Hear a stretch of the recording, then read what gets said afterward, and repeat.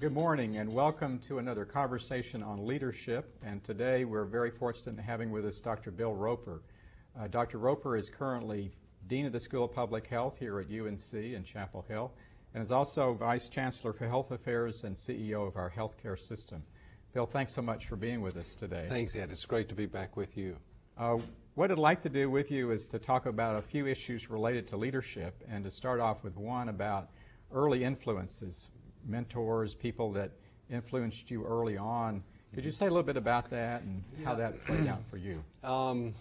When I was in even high school and then college and medical school, I was active in leadership positions, elected to student government positions, whatever, and discovered in that process that I had a flair for leadership. I like to be in charge of things. I can't point to any particular mentor there, but I very much enjoyed those kinds of things. But when I decided to go to medical school, I thought I had put all that aside and that I was going to wear a white coat and carry a stethoscope and be a regular doctor. And it was in my second year of medical school that a bright, able leader in public health named George Hardy came and spoke to my second year medical school class, and I was really taken by George as somebody who embodied leadership in the health and medical and indeed public health area. I got to know him well in the aftermath. We're still friends. George is very active in the public health community now.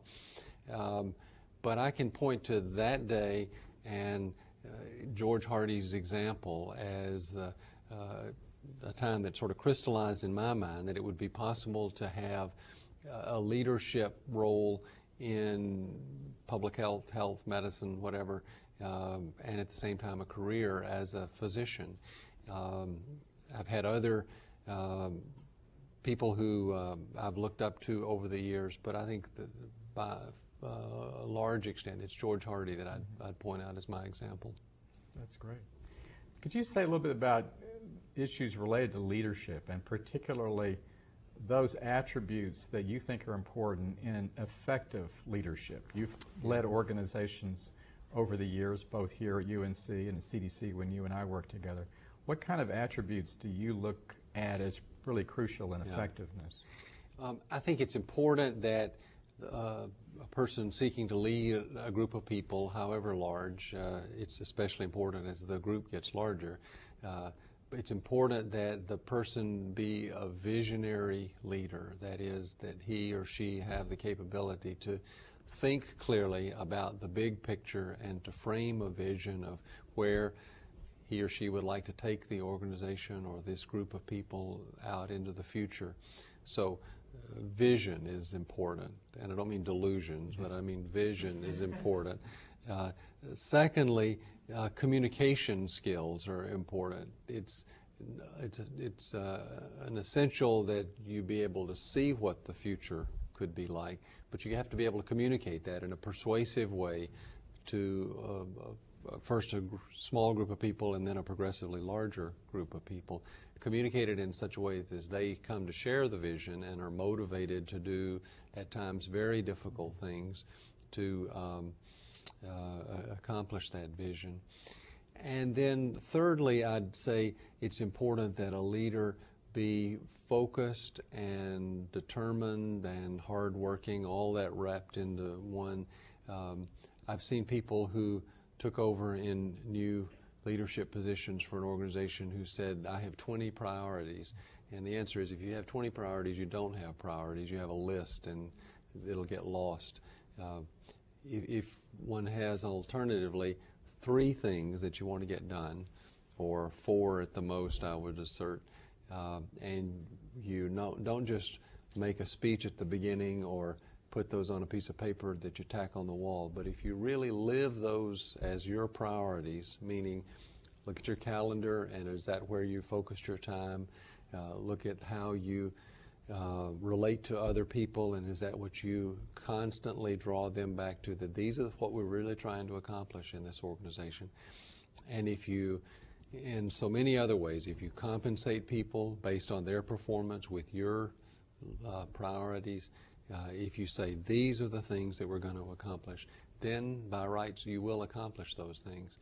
Unfortunately, many people start that process their first day on the job, but by the second day their inbox gets full, and then they are captive to whatever comes over the transom at them.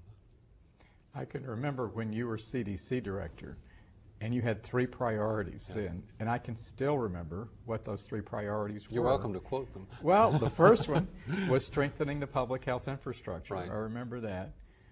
There was another one called making prevention a practical reality, and the third, I think, had to do with the health of children. You got it. This was 1990. Right. But 15 years ago. the value, I think, for us there was people knew what those priorities were, and you were very consistent about going over them with us over and over again, and it really worked. Well, it does work, and furthermore, just as a sort of sidebar point, it gives you something to do with your speeches, because most people who are leaders are constantly called on in formal settings and informal stump speeches to talk about something.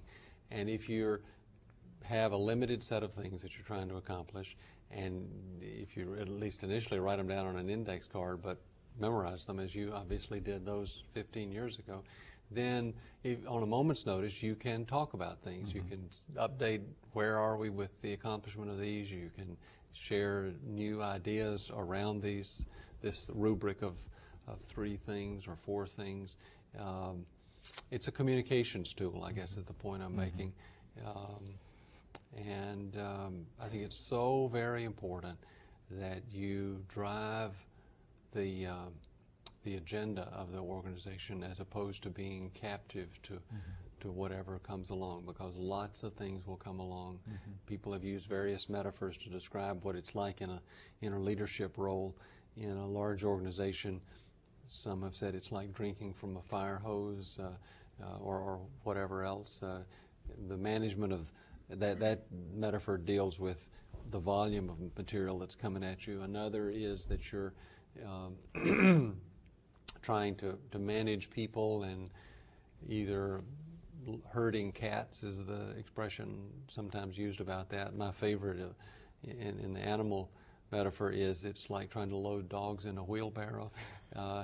And if what you're doing is just trying to herd people and issues, then you're losing. But if you're trying to drive things with a specific focus on your vision, communicating that vision with a fair amount of detail and clarity, focused and working hard yourself, then you'll get things done. Just on that point, could you say a little bit about organizational change? You've been in leadership positions, you're in one now, you've been in a number of those in the past. Could you talk us through a couple of examples, or one particular one, where you were involved in organizational change? You're trying to really change an organization. How did that play out? What are some of the lessons learned from how you went about doing that sort of thing? I've had the privilege over my career to have leadership positions in several large organizations. Each of those I was able to have a few weeks thought before I started the job. For example, when I went to be head of the Healthcare Financing Administration, what's now called the Centers for Medicare and Medicaid Services, I had to go through the process of being confirmed by the Senate, and that took several months. And so I had the chance to talk to a lot of people and think clearly and try out some ideas on folks and shape them. Similarly, when I went to the CDC, jobs I had in the private sector, and then here at UNC, first at the School of Public Health and now the medical school and hospitals, I've had the luxury, I guess I would call it, of some time for careful preparation for the new job, so that I was able to hit the ground running, so to speak, on the first day, and was able to put in place from the first, here are the things that I want us to accomplish together. So clarity of vision and having a vision was important. And then secondly, in trying to change an organization, you need to make sure that you've got the right people in leadership positions. somebody who's written one of the celebrated management books. I think it was Collins and his book on I can't Just remember the the name Good to of it. Great Yeah, thing? maybe it was Good to Great.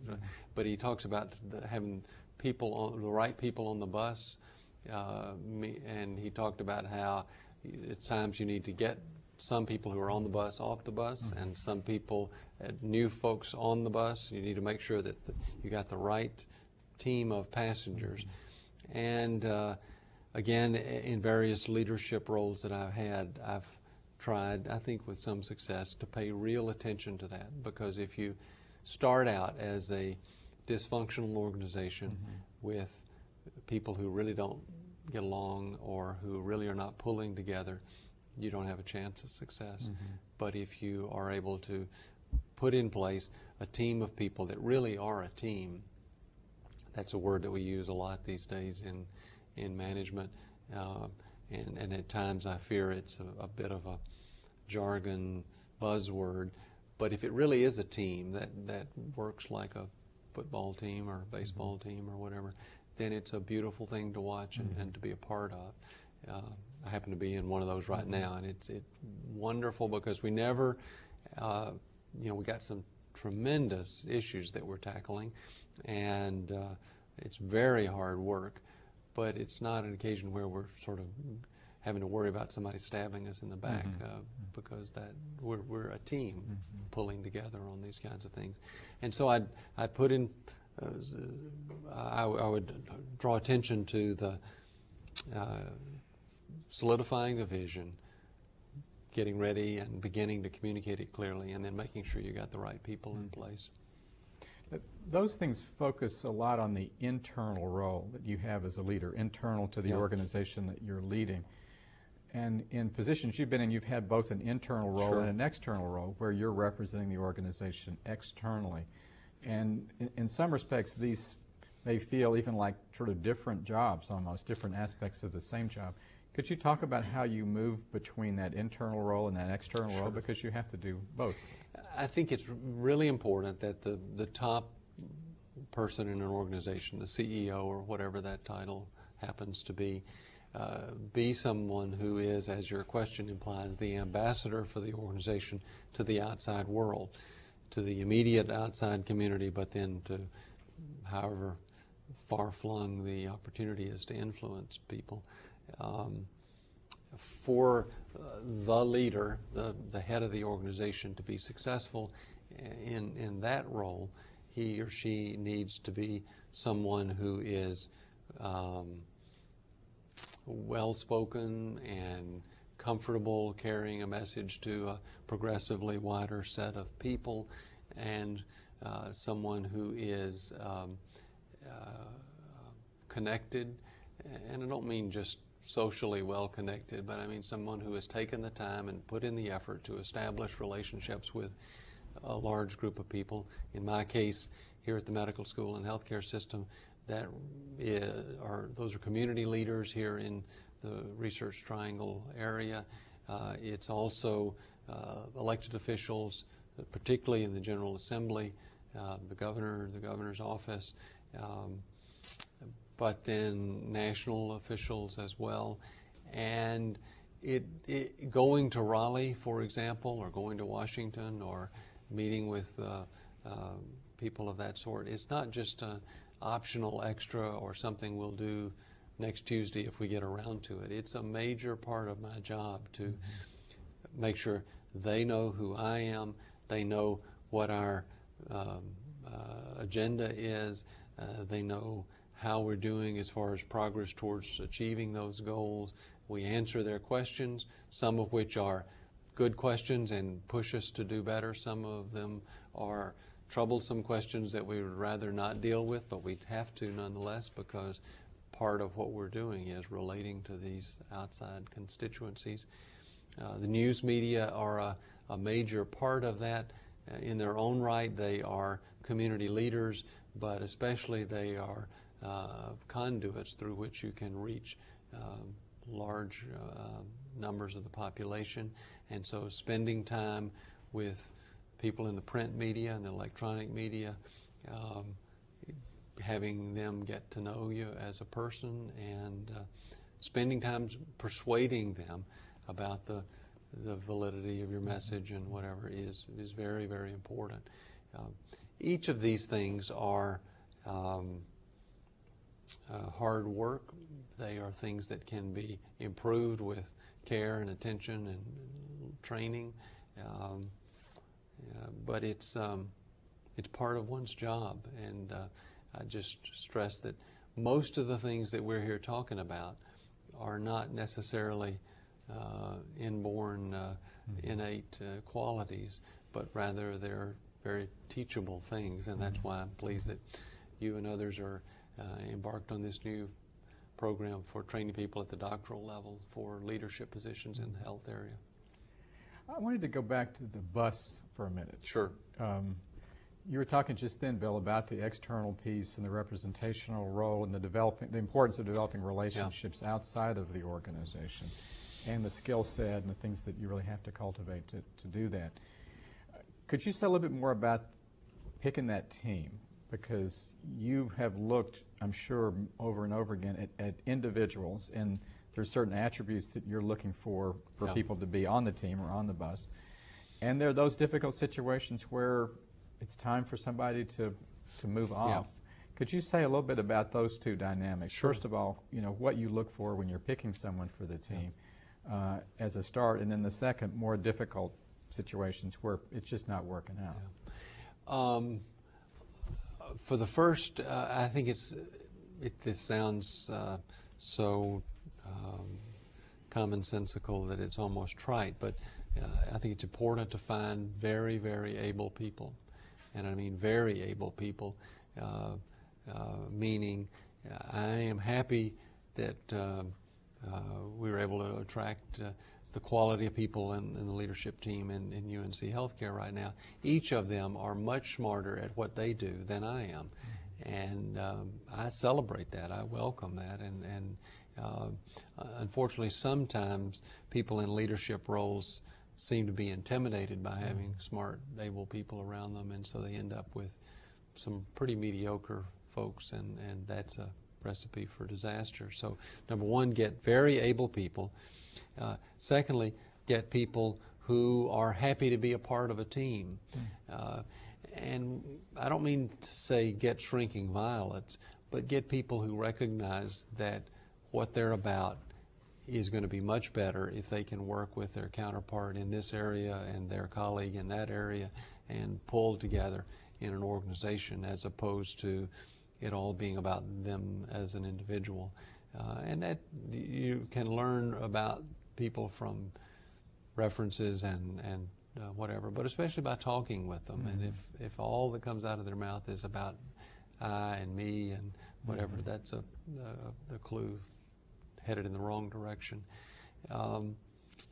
And then I think it's important to model the right behavior. And what I mean by that is if I'm trying to get the leadership team of the UNC Healthcare system to work as a team and to pull together, when I go to meet with the leadership of the university, which is one of my roles as Vice Chancellor for Medical Affairs, and then come back to report to them, I can't, in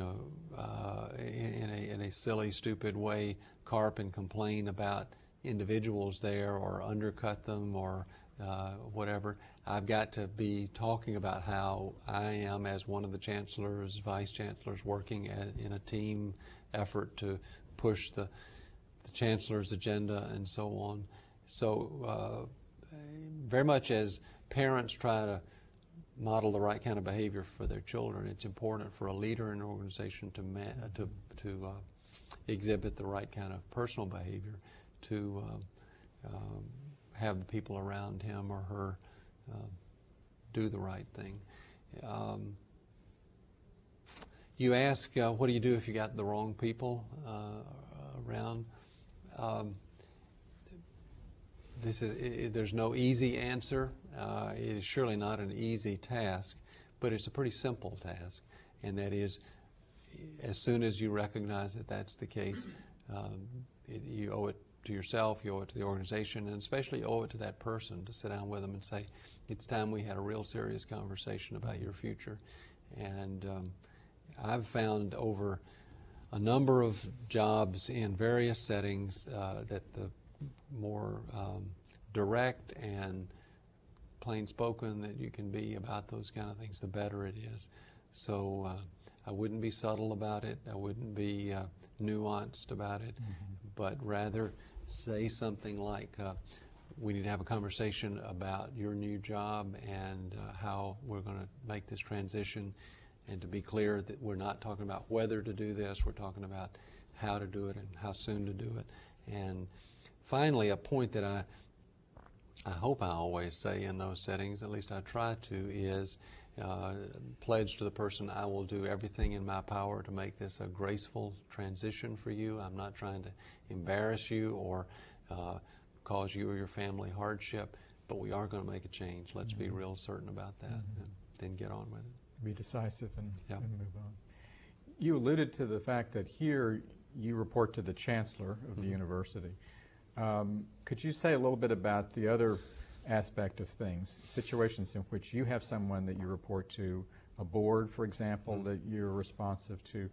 Say a little bit, if you could, Bill, about how you relate then to the people that you report to. You've had these situations both in private sector and in government, or the boards that you relate to in different contexts. Well, I do report to the chancellor. I got a lot of other bosses too. I report to the board of the UNC Healthcare System, which is a board made up of university leaders and community leaders, about 15 people. In addition, I report to the president of the university system, because the president is the person who names the members of the board, but having been named by the president, they are confirmed by the board of governors of the university, so I report at least indirectly to them. The chancellor reports to the board of trustees of this campus, so indirectly I report to the board of trustees. And the provost, as the chief academic officer of the university, is an important part of the group of people I'm responsible to. So there are lots of folks there. It's important to, in dealing with those complexities, again, this sounds so trivial as to be trite, but it's important to be truthful to people, because if you start saying one thing to one person and one thing to another person, it's hard to keep up with what you've said to which person. And so it's always important to say the same thing to folks, and be very careful about trying to maneuver things. Occasionally you can do a major maneuver. Occasionally you can manipulate the people around you and the folks that you're responsible to, but much more likely is that it'll blow up in your face and that you might even lose your job over it. So I think it's important to be extremely cautious about trying to manipulate things, and by that I'm implying the notion of going to one person and saying, I don't think this person is a good person and we ought to try to hatch a cabal here to go get rid of that person and whatever. Those are troublesome situations. The other thing I'd say is it's important to keep the people you report to informed, and even if they don't ask questions, to seek out opportunities to go sit down with them and say, I just want you to know these are the 5 things that are of importance in our organization right now, and here's what I'm doing on them, and I'd be happy to answer any questions that you might have, and to do that with regularity and persistence, so that except through simple forgetfulness or inadvertence, you're not going to have a circumstance where something that's real important to the organization has cooked along for quite a while and nobody up the line knows about it. It's important that they be clued in on what's going on. Is some of this sort of this old thing about no surprises? Yeah, You no want to make surprises. sure the person's, either the board or the person Yeah. you report to, don't hear about things from somebody besides yourself. You bet. it's, And part of that is avoided through careful preparation and attention over time. But it's also dealt with that when you first learn about a problem, you pick up the phone and say, hey, Mr. Chancellor or Madam President, we got a problem here, and I wanted you to hear about it from me, that I've screwed up or that the organization's got a problem. And for the most part, people will be gracious and give you some slack in those kind of circumstances if you are very truthful, and if you don't try to pass the blame on to somebody else, but you simply say, I screwed up, and I want you to know about that. Just on this point you were making, Bill, about you've got a lot of different entities that you Right. report to, a lot of different responsibilities, a lot of demands on your time. Could you say a little bit about how you decide whether to say yes or no to a request? Are there procedures you go through? Are there criteria? Because you must get asked to do Sure. many more things than you really have time to really do. I don't do nearly enough. I don't do nearly a good enough job of pruning those things. Ask my wife, and she will tell you. But I try to be very disciplined in the criteria that I apply. And for the most part, I think you're talking about outside opportunities to go somewhere and give a speech or serve on a committee or be a part of a project or whatever. And these days, the decision rule that I would apply is this activity something that I uniquely can do? That is this something that nobody else or practically nobody else can do, and that therefore I have some kind of societal obligation to do? Those are very rare. For the most part, when I get asked or you get asked or somebody gets asked to go give a speech, the real thing at issue is whoever's the program chairman for that thing has a job to fill up a slot on the agenda, and they're desperate to get somebody and whatever. But you're not the only person who can go to Seattle and give that speech, and however much they try to con you into doing it. Secondly, the decision rule is this something that's going to be of material benefit to the organization that I'm currently leading? A practical example of that is I've just said yes to an opportunity to go on the board of an organization called the National Quality Forum, which is a Washington-based national group that is about improving healthcare quality and promoting the notion of measuring and reporting results on quality in healthcare institutions. I'm going to be chairman of the board come January. And the primary reason that I said yes to that is that's something good for UNC Healthcare, because it will enable us to be more focused internally, but also will be a rich opportunity to highlight what we're doing here to a national audience. So this is something that I'm doing for the organization.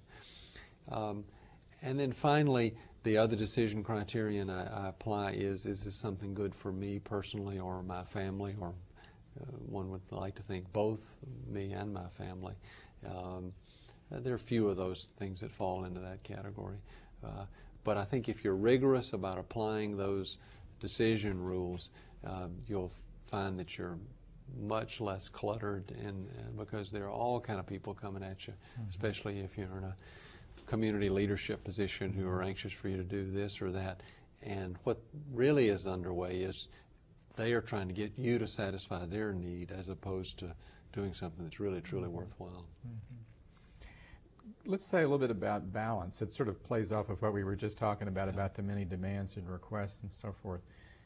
One of the challenges that leaders face is this issue of maintaining balance in their life. It's around all sorts of dimensions, energy, it's how you focus your time, it's how you maintain yourself and your attitude and your sort of approach to things. Could you say a little bit about that? How do you approach that issue? What works for you? I think it's important that people have a life that's not their job. I've seen too many people who are so wrapped up in what they do that they don't really have anything beyond their immediate position. And if they have the unfortunate outcome of losing their job through whatever reason, then they're they're adrift. They have nothing to guide them. So it's important to be a whole person, to have a real life, whether it's rooted in your family or your faith or your community or whatever it is you're about, or one would like to think all of those things. That's important. And then secondly, to try to set priorities about how you allocate yourself, especially your time. I make a joke about it with my wife, but the other day I was telling her that I was going to say no to something that came along that looked pretty attractive, and that I was going to disappoint somebody by saying no to them, and she asked me why I was going to do it, and I said, I'm going to be married a whole lot longer to you than I'm going to have this person as a colleague. And so that's maybe a joking way to make a serious point. Finally, I would just acknowledge that this is very difficult to do. I mean, we live in a world where time management is ever more difficult. I've got my BlackBerry right here, my cell phone in my pocket, and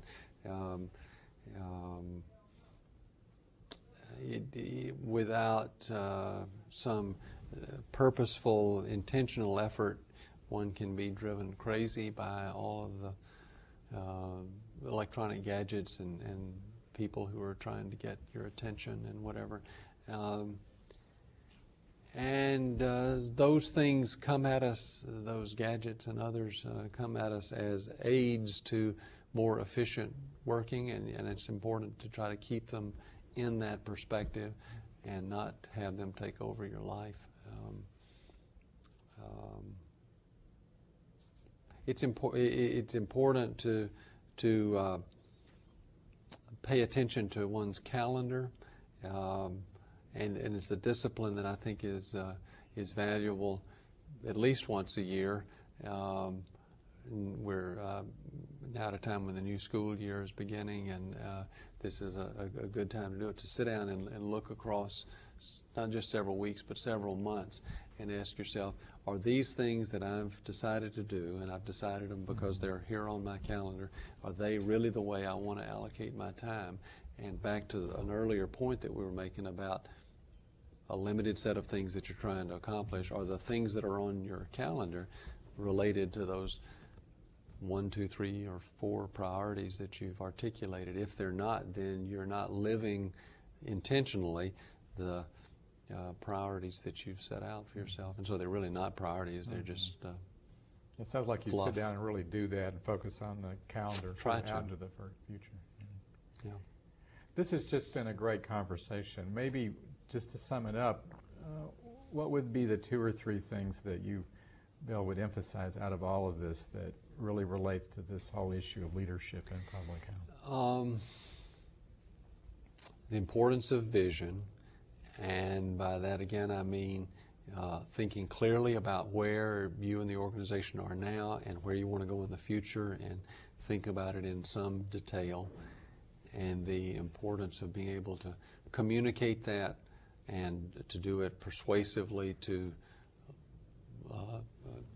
first a group of people around you and then a large number of people, and then to do it with persistence and repeated coming back to basic principles and saying this is what we're going to pay attention to, and to do that over and over and over again. It'll get boring, but once you begin seeing results, some of the boredom will go away. Great. Bill, thanks very much. Sure. It's been a tremendous I enjoyed it. conversation. Thank you.